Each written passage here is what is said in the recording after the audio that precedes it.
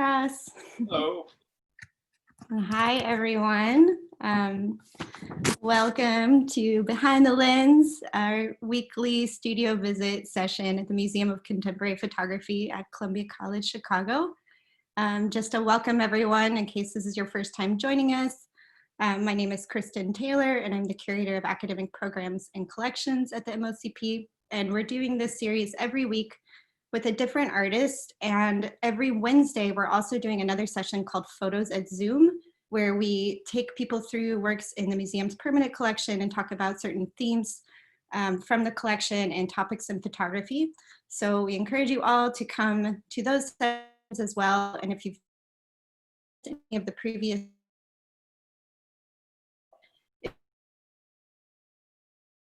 you'll see a button that says Photos at Zoom, and everything is listed there with all of our previous sessions as well.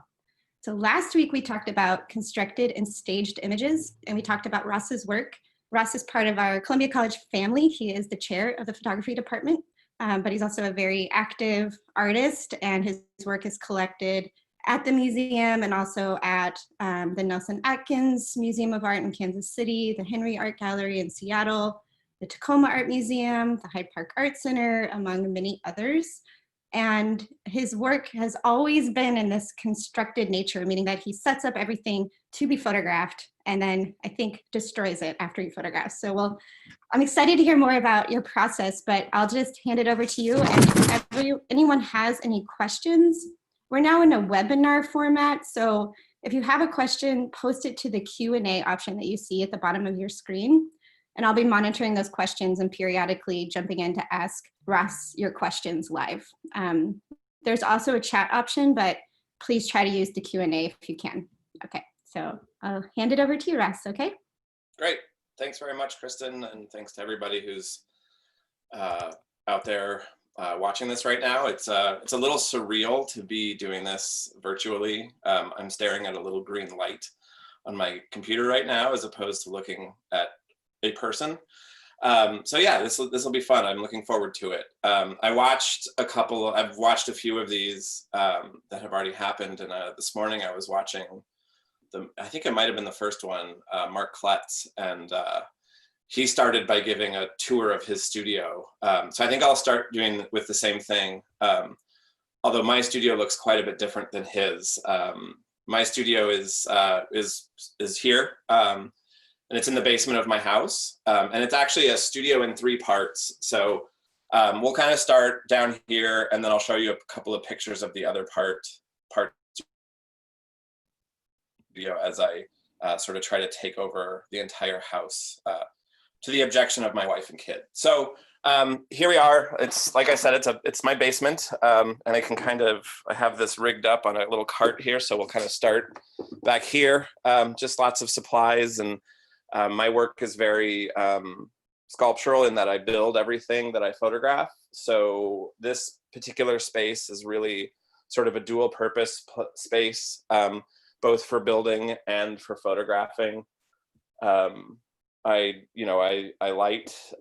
plays a big part in my work. So I think you can probably see the sort of lighting equipment corner over there. And then I've set up a couple of obstacles so you can't see the laundry room that's over there. But the commute is good, and if I need to multitask and do laundry while I'm making work, it works out pretty well. It's also, like I said, it's a really small space, so just for scale, I'm touching my ceiling right now, so it's a pretty small space, but which can be challenging at times, but I have grown accustomed to it. I've adapted. So for example, I store stuff up on the ceiling now, and kind of have things crammed everywhere that I can. And I moved here to this studio from a studio that I had in Garfield Park, and it was an adjustment for sure, going from a large dedicated studio space away from my home to moving my studio into my home. And at first I really kind of hated it. I found it difficult to sort of stay on task, but after a few years and a few big adjustments, one of the most important is that comfy chair that I'm trying to point at right now. that I added that a couple of years ago, and that made a big difference. It made it so I kind of wanted to hang out down here. So yeah, that's this part of the studio. And now I'm going to try really quickly here to share with you a couple of other pictures. So there's two more parts to this space. If I can get this to go. So this is one of them. This is a space where I do a lot of my editing and printing and viewing of work. So that's a room that's actually right above me right now. That's the other part of my studio. And then this last photograph is actually a little embarrassing because it's a huge mess. But this is my garage, and this is where a lot of work happens also. This is where all of the sort of heavy woodworking tools are. So my table saw and my bandsaw and drill press and stuff like that. So that's my studio. And again, it's a little surreal to have, 53 people virtually in my studio, because I could probably fit comfortably maybe 3 people. So it's an interesting thing to think about 53 people virtually occupying this space right now. So I will say that the way that I like to do talks about my work and my process is to encourage people to participate. So Kristen is going to be managing the questions. You don't have to wait until the end to ask me questions. I would rather answer your questions than sort of give you my canned spiel about my work. So feel free to start asking questions, and Kristen can find convenient times to slip them in. But for those of you who might not be familiar with my work, I'm going to show you a very brief slideshow that will give you some indication of what I've been doing over the past decade as well. And then we can talk more specifically about, if I can get my screen share to work again. And then we can talk more specifically about current work. So without further ado, so I'm going to start with this piece. This is a piece I made back in 2005, so actually 15 years ago now. And the reason I'm showing this piece is because it was a breakthrough piece for me for a number of reasons, but it was also a piece that just really reemerged into my sort of consciousness just a couple of weeks ago. So this is, as Kristen mentioned, a small scale model that I built and photographed in my studio. And, floor to ceiling of this space is about probably 18 inches, maybe a little bit less. So it's quite a small space. And the reason it was kind of a breakthrough piece for me at the time is because it really marked a shift in the way that I was thinking about the spaces that I was building. Prior to this, I had been building these very sort of fantastical spaces where nature was kind of retaking over the space, based on very dilapidated spaces. And then this one really shifted towards a different kind of looking at space and really thinking about space that I was seeing in Seattle, where I was living at the time. And again, this was 2005. This is, a boom time in the economy. Seattle is a tech city. Amazon, Microsoft were growing, and housing was just exploding. And so, this notion of building buildings so close to each other was what inspired this piece. And the reason why it sort of came back into my brain a couple of weeks ago is because I actually contracted the coronavirus, and I was quarantined in my bedroom away from my family.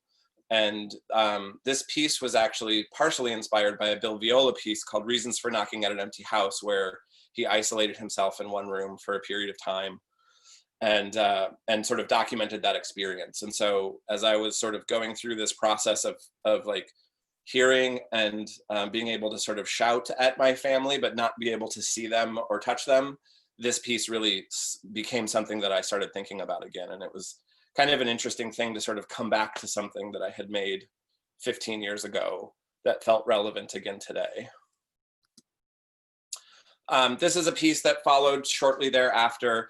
And again, this is really, these photographs that I was making were really about, the density of the city of Seattle, the really just rapid,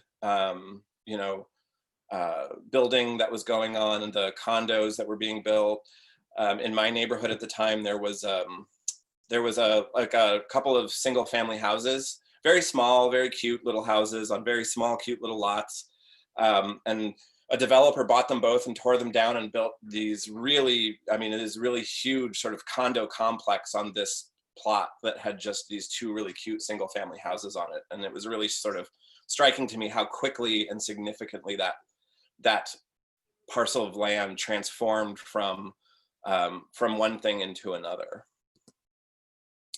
One of the things that started happening while, at this time was this is right before the real estate market crashed in 2008. And, it was interesting because if you kind of look back, or I kind of look back, there were a lot of canaries in the coal mine, so to speak, around this time. And one of the things that started happening is the development started to grind to a halt. So there were all of these sort of half-built, completed structures all over the city that sort of stopped. The construction all kind of ground to a halt at the same time. And I became really interested in those spaces, those sort of half-finished spaces. And so I started taking that observation back into my studio and sort of exaggerating what I was seeing, and then also incorporating, like in this piece, sort of strategies of mark making and drawing, which we'll talk more about in a little while. But again, I'm really interested in using what I see, what I observe at this time, and then bringing it back to the studio and altering it or exaggerating it, sometimes very subtly and sometimes very overtly.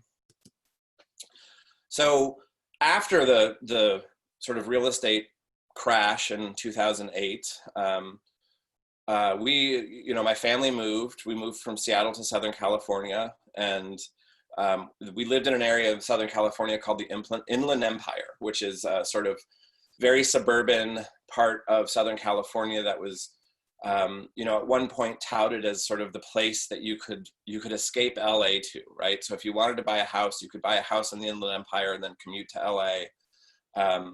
But they were ravaged with foreclosures, as was the rest of the country. And one of the things that started happening and that I started observing was, as people were being foreclosed upon and forced out of their houses, they would oftentimes vandalize the property before leaving. And there were a number of reasons of doing this. Some of it was sort of out of anger and out of frustration at the situation. Some of it was economical, that some people were pulling all of the copper pipes and wires out of the walls so they could sell them. And one of the things that I became really interested in is all of the mark making that was going on, whether it was deliberate or not. And I again started thinking about drawing in my own work and thinking about the difference between drawing a line with a pencil and drawing a line with a hammer. And so in this case, I just took a hammer to this space and tried to, quote unquote, draw a line through it and then use light to complete that line, while also still trying to reference the frustration that I perceived the mark makers themselves to be expressing. A material that you're going to see repeat in my work is plastic, especially at this period in time. If you can see in this piece in the back, that hole is covered in clear plastic. That material was really important to me for a while. It was a material that not only referenced construction or dilapidation, but it also provided me a way to sort of make the sky seem like it was more tangible. So in this case, that plastic holds the sky. It kind of holds the light in that space in a way that I found really, really attractive. I see that there's some chat stuff coming in. So if there are questions, Kristen, you can feel free to interject them. Sure, yeah, there's some really good ones coming in. I'll start with the most recent one, actually, because I think it's really relevant to what you were just talking about. Ame Bobian, our friend, just asked, she said, Kurt Schwitter's installation began in his father's room and grew to take over other parts of his family home. I'm sure you were asked this many times, but here it goes. Do you imagine taking over other environments and bringing your installations into exhibition spaces? Yeah, that's a really great and timely question. And the answer is, I think so. Not definitive, I know, but it's interesting because Chris and I was watching the behind the lens or not the behind the lens, the photos at Zoom that you did. And there was a question about whether or not the structures that I make also situate themselves as sculptures or only to be photographed. And the answer to that is that what I make to photograph is only there to be photographed. But recently I've been thinking a lot more about other elements that can go along with them. So it's hard to see because it's delicate and black, but I don't know if you can see this. This is a sculptural piece that I'm making, and I can't tell if you guys can see it very well or not, but it's sort of a tower. And then let me use my cart here again. Ross, can you stop your screen share and then we'll see it bigger? Oh yeah, no, that's a great idea. Thanks, Kristen. Where is it? Yeah, so here's this weird tower thing that I'm making, and that's not to be photographed. That's a sculpture that's gonna be situated in a space, and it sits on a base that's part of it. And then I've also been making these sort of billboards. They're inspired. I don't know if you can see that very well. My studio isn't big enough to get far enough back to get the whole thing in the frame, which gives you some indication of its size. But so this is, this is inspired by a roadside billboard, like sort of dilapidated roadside billboards that are these sort of structures that hold my photographs. And then, more specifically thinking about installation, that the combination of these kind of billboards and then more sculptural works in conjunction with the photographs is something that I'm really interested in to sort of create a more immersive experience, right? So it's not just photographs, but it's photographs, it's objects, it's sculptures, things like that. And then, I think, my family is very tolerant, luckily, of my sort of ever expanding creative space. And I was doing a Zoom conference with a group of students and a friend of mine, Tal Wilson, observing this. And he was talking about the studio as a controlled environment. And so I think I agree with that definition. And, at some point I will probably control the entire environment of my home and make it all my studio, but to be determined. Mm-hmm. Great. Well, there's two other really good questions, and I'm trying to figure out which one to ask first, but I'll ask Jason Lipp's question, actually. So we know Jason from many years ago. I do. Hi, Jason. So, and just for everyone else, the three of us went to undergraduate school together in Kansas City, so it's That's fun right. to be here together. When you think about spaces or architecture these days, to what extent are you responding to your actual current spaces, memory spaces, and imagined spaces? Yeah, that's a really good question, and I think we'll talk more about that in a few minutes when I start showing the work that I'm working on now. But it's actually my work in the past, the work that I was just showing, was based very specifically on direct observation. So my process is that I would go observe these spaces, and even foreclosed homes, I would go into them. A lot of times the lock boxes that realtors put on a door to a house is the code is the address of the house. So, probably 7 or 8 out of 10 houses that I tried, I would be able to get into. And so I would look at them, and I would never photograph them because it wasn't about that. And then I'd come back to my studio and use that direct observation to build the spaces that I would then photograph. But about 2 years ago, I really took a left turn from that practice. And the work I'm making since then is not based on direct observation at all. It's really, it's really it's hard to describe the process, but it really is more of an intuitive process where I just start building, and then I'll photograph, and then I'll build more, and then I'll photograph, and I'll build more. And to some extent, they're sort of fantasy spaces. They're the spaces that I would imagine that I would make in a certain future, which we'll talk about again in a few minutes. But they're no longer really based on direct observation anymore, and they're not really based on spaces that exist in reality. Just things that I sort of imagine could exist or might need to exist. Okay, so then we'll do one more, and then I want to see more of what you're working on now. Great. Honor Ozturk, who is on faculty at Columbia College also, says, how do you balance work and home, especially kids, when your studio is at home? That's a great question that I think, Kristen, you were going to ask that of me later. And that's going to take me to a little slideshow that I put together mostly for myself, but I want to share it with you guys too. Hold on a second. What just happened?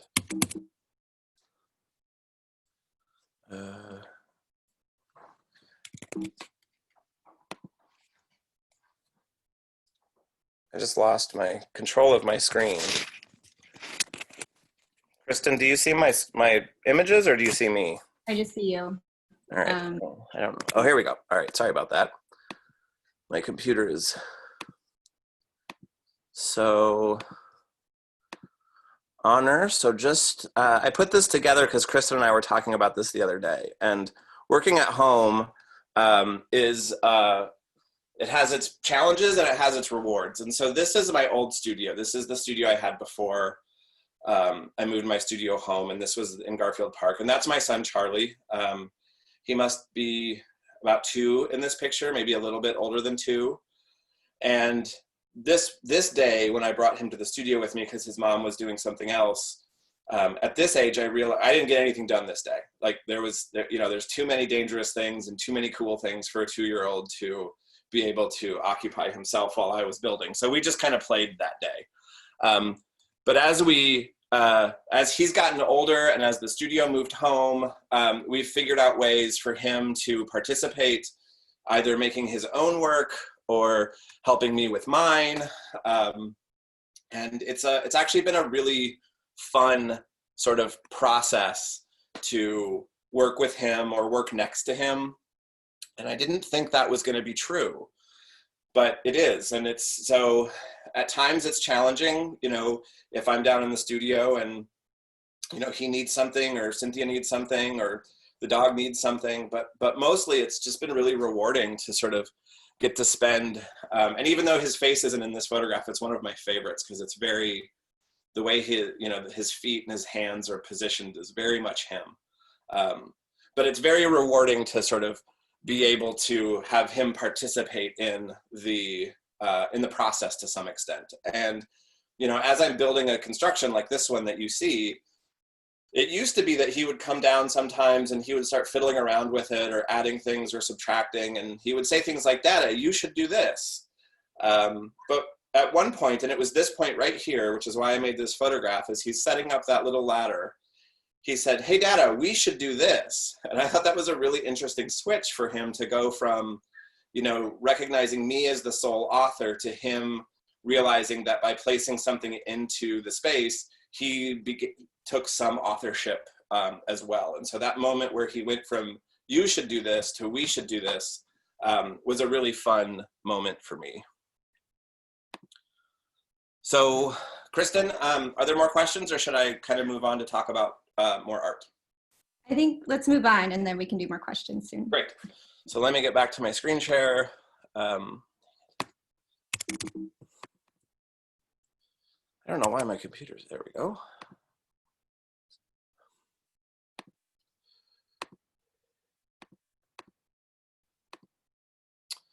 All right, so I think we ended here, and I'm just gonna breeze through a couple more slides of older work before I get to newer work. This is a sort of a transition period, the next few pieces, and I like them mostly because they led to what I'm doing now. But what you're gonna notice is a couple of things in these next couple of pieces. One is there's an increase in the obviousness of my own mark making in them. And also some of them start to become much more exteriors, like this one, right? So this one is obviously not an interior space, and not only is it not an interior, but there's no way to enter it. There are no windows, there's no door.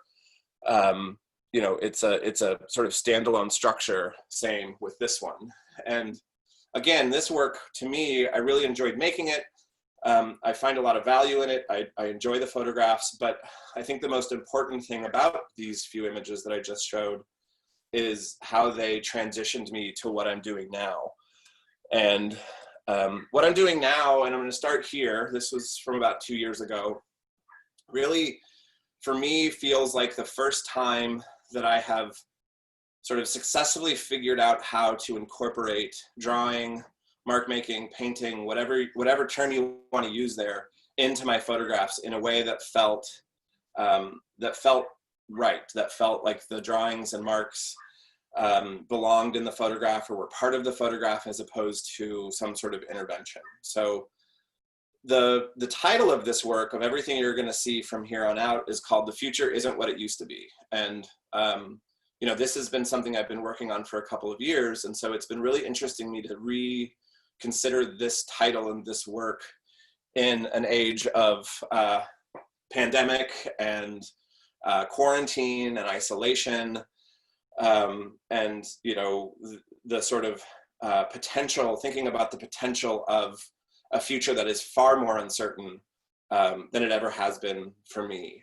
And so these spaces sort of reflect to me what spaces might look like in a not too distant future or a not too distant past, in which things have gone differently than how we imagine they will go. And the marks in these spaces in particular are derived from cave paintings. Looking at, you know, I've been looking at cave paintings a lot and thinking about how and why they made the marks that they made. And you know, it's not something that I can know for certain, but one of the things that I really like thinking about when looking at cave paintings is the notion of presence, right? Of just sort of saying, I was here. And then also using those marks to sort of figure out their own circumstances, their own world. And so many of those marks and drawings are focused on animals. And that's interesting to me because it could be that those, you know, we sort of feel control over our environment, both the built environment and the natural environment. But from my point of view, I think prehistoric humans must have felt very out of control of their environment. You know, they have this limited consciousness that sets them apart from animals, but at the same time, the animals still dominate their world. So it's been interesting for me to think about the how and the why that these marks were made and apply that to my own, you know, present and uncertain future. So, you know, like I said, a lot of these marks are directly derived from cave paintings. Some of the things that I started to use more in a repetitious way are like moon phases and clouds and sun, marks that sort of indicate an outside world, but also you never see an outside world. So, you know, perhaps in a photograph like this or in a space like this, the inhabitant had to make all of these marks to remind themselves that there once was an outside world. So, you know, kind of thinking about Jason's question from earlier, you know, these spaces now are very much, you know, just coming out of my own sort of thoughts about what kind of space I might build for myself or my family in the event of, you know, the downfall of civilization or something like that. And this photograph, again, sort of was something that popped up into my head recently as well during my isolation period, because I could imagine myself sort of making a mark on the wall every day that I was quarantined, or maybe if something happened that forced me or my family or some unknown person to move into a space like this, you know, the idea of marking the days as they pass. And, you know, this is a good example for me, at least, of how I feel like the mark making really feels like a part of the space as opposed to something that's been done to the space after it's been made. So those photographs led to the sort of current way that I'm building. And Kristen said something in the intro that is accurate to a point, which is that, you know, once I build something and photograph it, historically, or in the past, I should say, I would destroy it. And I wouldn't destroy it because I had any animosity towards it, but because like this space, I never have had a lot of space to keep the structures that I build. So it just makes more sense to take them apart and use the materials to start something else. But this particular photograph marks a change in that process, in that I built this to photograph, and then once I photographed it, instead of taking it apart, I just started adding on to it. And so the next few photographs you're going to see are all just additions to this base model. And it sat on the table behind me that has another model going, and we'll talk about that more in a little bit. So again, these are just spaces that I kind of, I'm thinking about as refuges from, you know, an uncertain future, sort of spaces where multiple people may be living. You can see traces of marks and, you know, graffiti in them. They get very vertical, which I think there's something to that. I'm not exactly sure what that is yet, but there's something about the verticality of these images and how they start to get taller and taller that I find interesting. I was just made aware of a city in China it's called the Kowloon Walled City, and it doesn't exist anymore, but it was this sort of self-contained, you know, just really densely packed area where it was so dense, and there were so many buildings and so many people that it sort of became its own entity. It had its own government system. You know, it was very easy to get lost. And so those kinds of situations really influenced the way that these structures started to grow. And my ideas about drawing started to change a lot too. So I'm going to go back one actually, because, you know, I started to think about mark making and drawing in a very different way. So I don't know if you can see, but there's a wire that sort of runs across these poles here. And I really think of that wire as a drawn line. You know, it sits in it's situated into a three-dimensional space, but once it's translated back to a two-dimensional surface in the photograph, to me, it really feels and was placed to feel more like a drawn line than a placed line.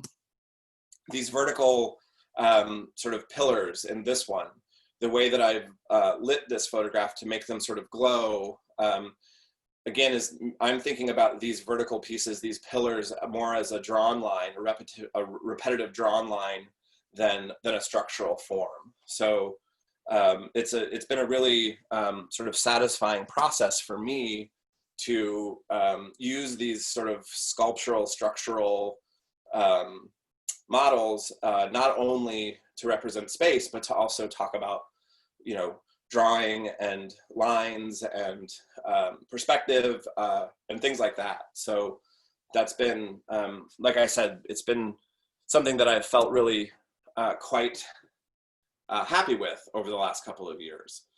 One of the things that was interesting with this particular one is that at one point it got so sort of unruly that it collapsed. And I kind of thought, okay, well, it's collapsed, so let me clean it up and I'll start over again. But then I thought, no, let's photograph this collapse, because that would be part of this. And so I photographed it, and then instead of taking it apart and rebuilding something new, I cleaned it up and started building again on the same spot. And, you know, this is where it gets a little bit more, I think, expressive. So I'm taking a bigger, I'm playing a bigger role in how the photographs are made or read through painting and placement of objects than maybe I had been previously. You know, and again, light is a really important part of my work, and some of these I wanted to look as though they were being lit by an on-camera flash of some perhaps archaeologist who had discovered this space abandoned, and then you know, also thinking about darkness. There was this really fantastic documentary that if anybody's interested, they should watch it. It's called Dark Days. And it's a documentary about a group of people who lived in an abandoned train tunnel and built these really beautiful structures in this abandoned train tunnel. And it's 16 millimeter black and white film. And it's it's just beautiful in its darkness. So that's something I was thinking about when I made this photograph. And then these last two photographs, before we start talking about what's actually happening behind me, were really much more about sort of, I don't know if ritual is the right word, but thinking about inhabitants or people and what they might do to these spaces, more from a point of view of what the space would look like as opposed to how it functioned. And again, really trying to think about how to use these materials not only as physical space, but as tools to make lines and drawings and things of that nature. So Kristen, I think, yeah, now would be another great time for some questions if there's any that have been queued up. Yeah, we're getting a lot of questions about the scale, both the scale of the final prints, but also the scale of the constructions. And Karen also just asked a specific question about your confusion of scale as a visual strategy. Sure. So the scale of the prints, these black and white pieces, are a little smaller than what I had been doing in the past. The color work that I was showing at the beginning were fairly large, 30, 40 by 50, in that neighborhood. So fairly large prints. These are a little smaller. They're in the sort of 16 by 20 neighborhood. And that's kind of a deliberate move for an unknown reason. And I don't really know why I wanted to see these small, but I wanted to see them smaller. And, my work for a while was growing in scale because it could, because the technology with inkjet printing allowed for much larger prints. And so I sort of fell into that, I don't know, the allure of making something huge. But these really felt like they wanted to be smaller to me. So like I said, these are about 16 by 20 as far as prints go. The scale of the model is exactly the scale of the model behind me. So I'm going to try to, let me stop sharing my screen again and see if I can get you guys a little closer to the construction that's being currently built without rolling over my cord. So I think you can see that, and I'll stand next to it for scale. So, it's not huge. So from here, from the tabletop to the top, this is about 4 feet, right? Maybe a little bit less. And I'm in a studio with 7-foot ceilings. So, they don't have a lot of space to grow huge. Now they're bigger than they used to be. They used to be a single room that wasn't nearly this big, but, and this is the same kind of process that I was talking before, where I sort of start from nothing, start building, photograph, build some more, photograph, build some more. To Karen's question about using scale to confuse the space deliberately, yeah, I think that's something that that's something that's inherently part of the work. I think any photographer who photographs things, on a tabletop or things that are small and then presents them as a contained space, that sort of confusion of what's real and what's not real is going to be part of the conversation. And in an early exhibition that I had shortly after undergraduate school, but before graduate school, the gallerist asked me to include one of the models that I had photographed in the exhibition. And I felt like I shouldn't, but I did anyway.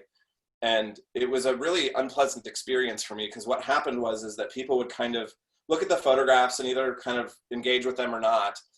But then inevitably, when they saw that one model, they would then find the photograph of the model, and then they just go back and forth between those two things and comparing them. And I think for me, photography is at its core a transformative medium. So using the camera to transform these kind of spaces, which are fixed and of an understandable scale in reality, to a photograph where you can't quite understand that anymore, is one of the things that really attracts me to the medium. So it's definitely something that that I've been playing with for, I don't know, 15 or 20 years now. Great. You've sort of answered this question, but I think it's a little more specific. Robert Tolchin wants to know if you're doing test shots as you go, as you build, if that's part of your process. Yeah, that's an interesting question, because I think one of the things I photograph pretty much exclusively with a digital camera now. The work that I showed at the beginning was largely made with a 4x5. And just from an economic point of view, the 4x5 was something that I before I got the camera out, I had to be really sure that the model was done and that I knew what I wanted the photograph to look like. And then I just had to make the camera see what I wanted it to see. And then would make a couple of Polaroids, and then expose the film. But with a transition to digital, that sort of economic need of minimizing cost by not exposing 100 sheets of film and 20 Polaroids, that doesn't exist for me anymore, right? I can make 1,000 photographs of the same model, and go from there. But having said that, for me, I really do work from a place most of the time where I know what I want the thing to look like before I make the photograph. So, I might make 10 or 15 variations as I'm like moving the camera an inch that way or an inch this way or up a little bit or down a little bit. But they're all right in the ballpark of what I want the thing to look like. So it's really just a process of tweaking. And one of the things that I do still, which is I can't quite figure out why I do it, and I can't stop myself from doing it. And for those of you who are photographers, you'll know what this means, but I bracket when I photograph still. And I don't really know why I do that, because I can see on my computer that the one exposure is right. So I don't know why I need 8 more exposures, which is something that I would do with film. So I knew that I was confident that once I got the film back, I'd have one that was exactly right. So I still have some habits that are driven by my previous life as a film photographer. And I think maybe they're just comforting to me. So I use up a lot of computer space with bracketed images that I'm never going to open, but I can't stop myself from doing it. A similar question, I think, about your process is how much and what do you do in post-processing? Yeah, so, it's not a lot, but I mean, it's, I remember when I first started working at Columbia College in 2009, and, one of the reasons I was so excited to work at Columbia, and still am, is because it's a very process-oriented program. We embrace the darkroom, the digital lab, the lighting studio. We really think about process. And I said something to one of the first classes of seniors that I ever had at Columbia, which was that once the shutter closes, everything else is a chore. And they were just aghast at that, because they love the darkroom and they love printing, and I love prints. I just don't like getting to the print. So post-production for me is a chore.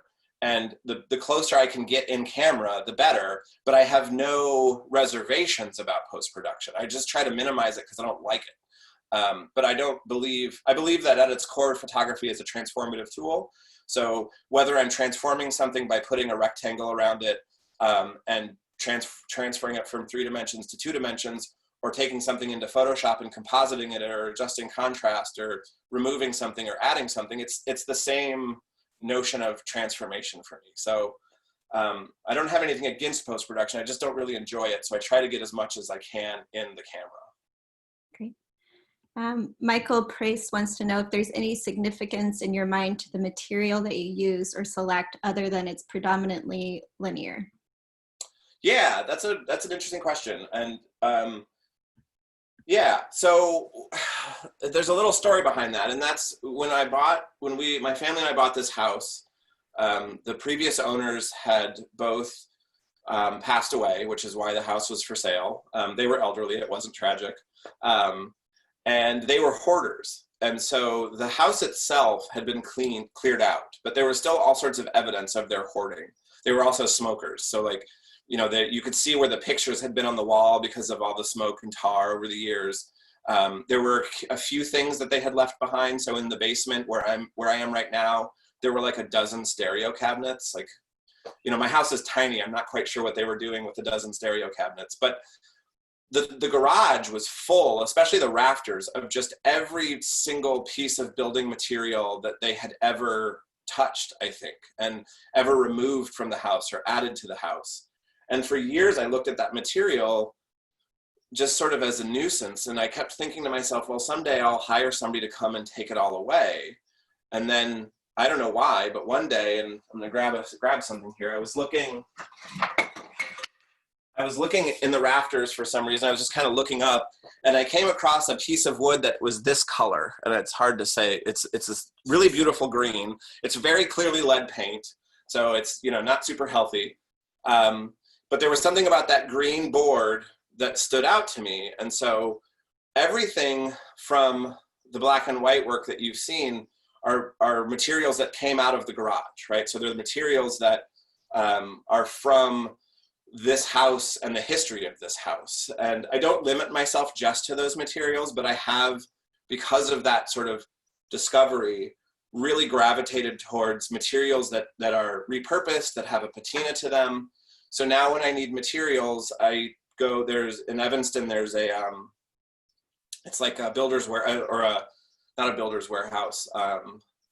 What's the term I'm thinking of? It's where they take repurposed materials, right? So if they clear out a house, they'll take all the old doors and windows to this place and you can rebuy them. And in the back, they have, you know, a lumber pile of just what looks like really gross, disgusting old lumber. And that's a gold mine to me.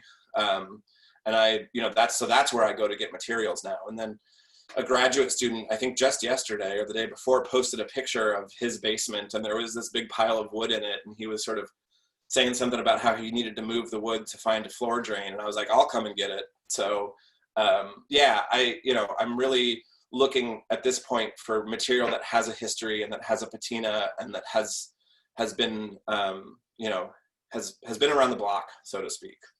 Mm-hmm. Dan Hojnaki is asking about the way you title your work. He says that it feels indexical or relating to the digital file number. Yeah, so it's both. The black and white images are all titled with just numbers, and those numbers do come directly from the file number that the camera generates. And there's a couple reasons for that. I really hate titling. I'm not good at it, and I just don't like doing it. And untitled, you know, even though untitled is supposed to mean that there is no title, untitled is still a title. So, you know, I just decided that I would use these automatically generated numbers for that indexical quality, and to think, you know, again, to try to situate these in some way as more of a cataloging of this space as opposed to an interpretation of the space. And then Judy Natal is asking you if you could speak about the influence of sci-fi in your work, and she's also recommending a book by Kim Stanley Robinson called Future Primitive. Oh, cool. Yeah. Judy and I share, I think, a real interest in the potential of a dystopian future. And Judy's own work at Biosphere 2 and some of the other projects she's done have been really interesting for me to look at. So from a sci-fi point of view, I think there is a very close relationship between my work and what a lot of filmmakers or writers also think about in relationship to a dystopic future. And you know, there's a book called Station 11 that's one of my favorite books, and it's really, I tried reading it again after the pandemic started because it's about a pandemic, and it hit a little too close to home, so I stopped reading it. But yeah, I'm really interested, and I think there's a reason why we're all, well, not all of us, but why that idea of this dystopic future is so popular right now, right? It's like, you know, The Walking Dead or, you know, whatever. It's like those shows are so popular because I think a lot of us are starting to sort of realize the fragility of the world we live in and the possibility for that kind of future. And, you know, another thing that I can't claim credit for, but when I read it, it made a lot of sense to me. John Hodgman, who's a really great and funny writer, wrote an essay about the zombie apocalypse and why it's so popular. And he posits that one of the reasons it's so popular, particularly among men, is because one gets to be the hero of their own narrative, right? So like when the zombie apocalypse hits, like I will build this structure for my family and I will be the hero that provided shelter for them. So, you know, I think there's there's a lot of parallels between science fiction and my own interests in what the world is or may become or may have been in a parallel universe. Luke Harvey is asking if we can see the Polaroids. Oh man, I don't think so. I don't know if I have any left. Yeah, I don't think I do. I'm sorry. And if I did, it would take me a long time to find them. So yeah, I'm afraid the answer to that one has to be a no. Okay, I think the rest are mostly comments for now. Joan Giroux thinks the heating and venting in your basement looks like they could be part of your constructions. Yeah, yeah, absolutely. Yvette Meltzer says Evanston Rebuilds is... That's it, thank you. Yeah, and so if you have more to talk about, I think you've answered all the questions, so we can... Yeah, I do have a couple more things to talk about, and while I'm setting up my screen again, I'm having an exhibition. Darn it, this keeps happening. I'm having an exhibition in, hopefully in October at Gallery 062. And when I was touring it with the gallery director, you know, she kept apologizing for all of the sort of vents that were present in the space, and the vents and the pipes and everything. And I just kept saying, no, this is great. We're going to use these for the exhibition. So no, it was, I agree with Joan. The vents and the heating ducts and everything are something that I actually really like. So I have to do this slightly differently because I didn't add these to my PowerPoint for some reason. So give me 1 second here.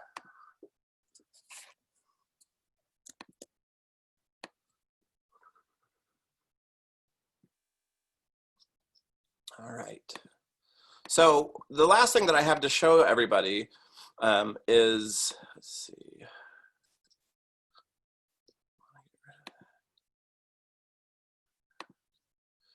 I have a few of the images that that I created of this model that's behind me.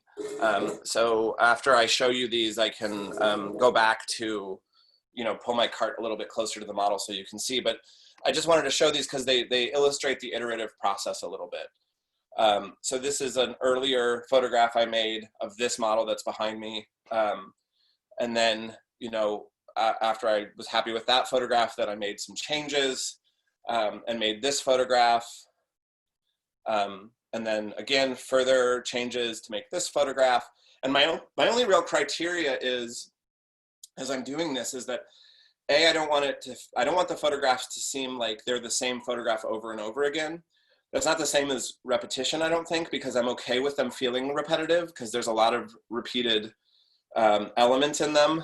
But it's, again, been a really sort of interesting transition for me to go from a long time of working to build something that would match exactly what I saw in my mind's eye, and then photograph it in a way that matched exactly what I saw in my mind's eye, and then get rid of that structure and start something new. This is a very different way of working for me in that, you know, there's a lot more unknown to it, and I'm really enjoying the process of letting these constructions evolve, grow, shrink, collapse, you know, and you know, I don't know when I'm going to be done with this model. It's starting to feel a little bit like it's winding down, but I don't know that for sure. So, you know, there might be 2 more photographs out of it. There might be 10 more photographs that come out of it. But then I'll take it down and I'll start the process again. So, oh, and then to go back a little bit to the question that was earlier, there are a couple other things I didn't show here. So let me do this one more time. Just so you can see a little better than what they were in my studio. Here's a couple more examples of the billboards. So, you know, these are again built out of all of this found material or repurposed material. And, you know, for those of you who may have driven, you know, made road trips through, I think in my experience, it's the sort of the Midwest and the South that are that have the most of these, but there's a lot of roadside billboards that you might see the McDonald's billboard, and you know, it just looks like a McDonald's billboard.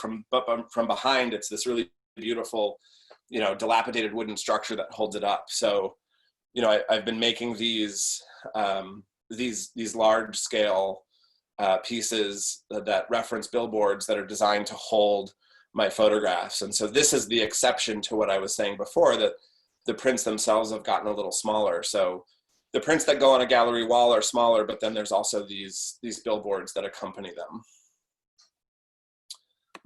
So that is the last of the images I have to show. So I would, you know, whatever else anyone wants to talk about. Okay, we have about 5 more minutes and we have a few more questions, but if anyone has any final questions, now's your time. Mark Bello wants to know if you use any filters on your camera or in post-production. I'm sorry, I missed part of that. Can you repeat that? Mark Bello wants to know if you use any filters on your camera or in post-production. No, I don't use any filters on my camera or in post-production. That's, again, I have no opposition to that. It just isn't something that I have felt has been a necessary thing. I have tried on a number of occasions to either use some fog effects, and not digitally, but actually like get a fog machine, where in my case I have these aerosol cans that are full of theater smoke. But I don't know, I can never quite make that work the way that I want it to. So yeah, no, there's really no filters applied either in the camera or in the computer, other than, you know, converting them from color to black and white. Priya Cambley wants to know, or her 9-year-old wants to know if your son has ever destroyed anything in your studio. So, you know, the funny thing about that is as far as like my art goes, you can't really destroy it. So yes, he has knocked things over, but oftentimes he'll knock things over that actually are better after they've been knocked over. But there was one time where my printer had been malfunctioning, and so I had to replace a part on it. And I'd never done any work to a printer before. They're complicated machines, and my printer was sort of on its last legs anyway. So I thought, okay, I'm going to try to replace this part. And if I'm successful, then I've resurrected this machine. And if I'm not successful, it was dying anyway, so whatever. So I had it down here in my studio on my workbench, and I had a muffin tin that I was using to keep all of the little screws, and they're little, and washers separate. And Charlie was down here, just talking to me, and he accidentally knocked the muffin tin off the table. And it was a moment where we both kind of looked at each other, and we're like, you know, I wasn't even mad at him, because he understood the gravity of what had happened. We were in parts to get them. I mean, I don't know if I got all the right screws back in the right spot, but the printer works, so it's all good. I can relate to that right now. Dan Hojnaki would like to say, as a current graduate student myself, is there any advice or practices that were useful to you during graduate school, or maybe how, as an educator, you're helping your students navigate this strange time in academia? Wow. Man, I don't know. I feel like, ask me that in a month, right? Like, I think it's so strange and weird. I have, after this, I have appointments with 2 or 3 graduate students to do Zoom sort of meetings about their work, which is not the same thing as looking at prints in person.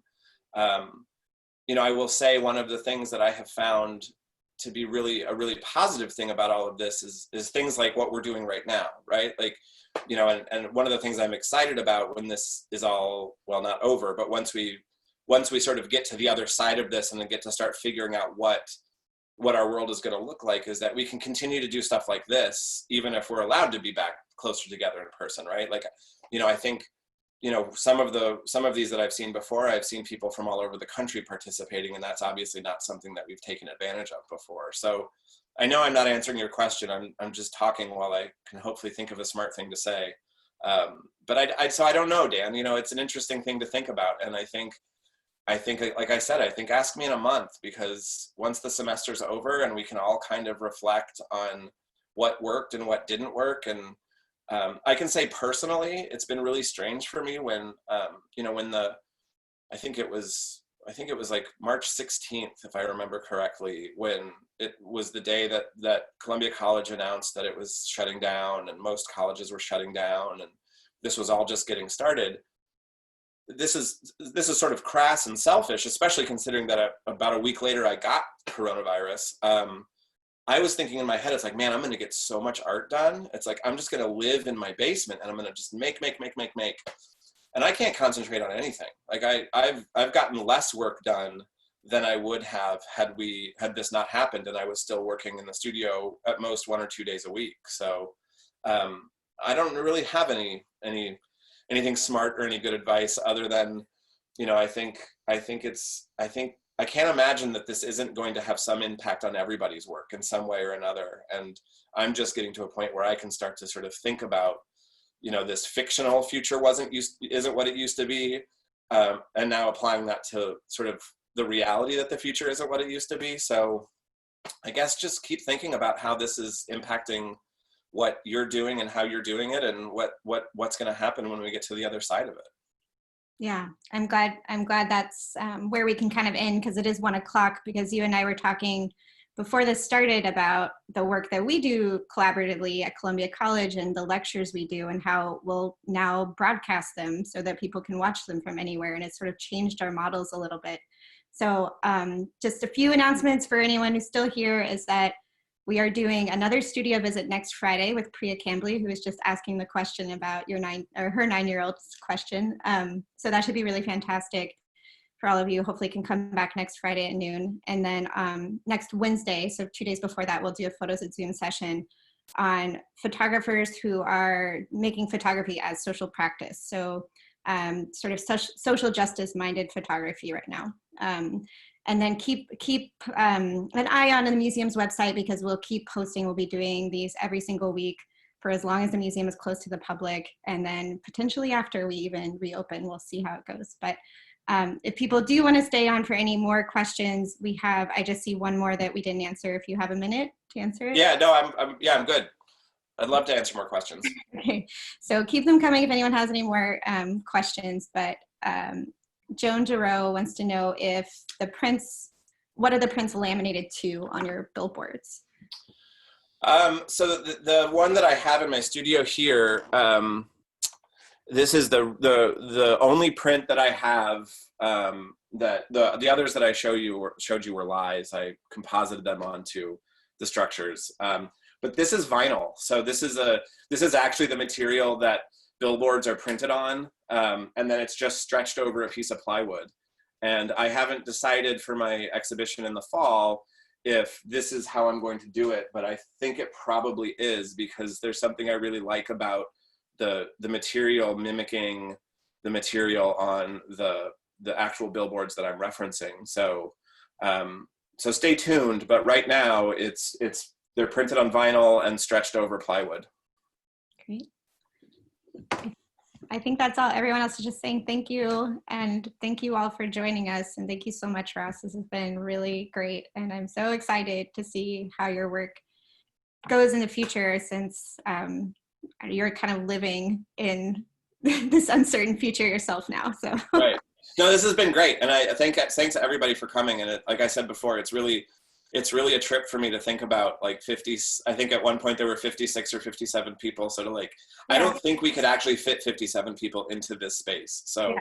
It got up actually about it's really cool. 5. Yeah. So it's a good little crowd today. Yeah. So yeah. Thanks again. This has been great. Great. Thank you all. Have a good rest of your week and a good weekend. Yeah, you too. Talk soon.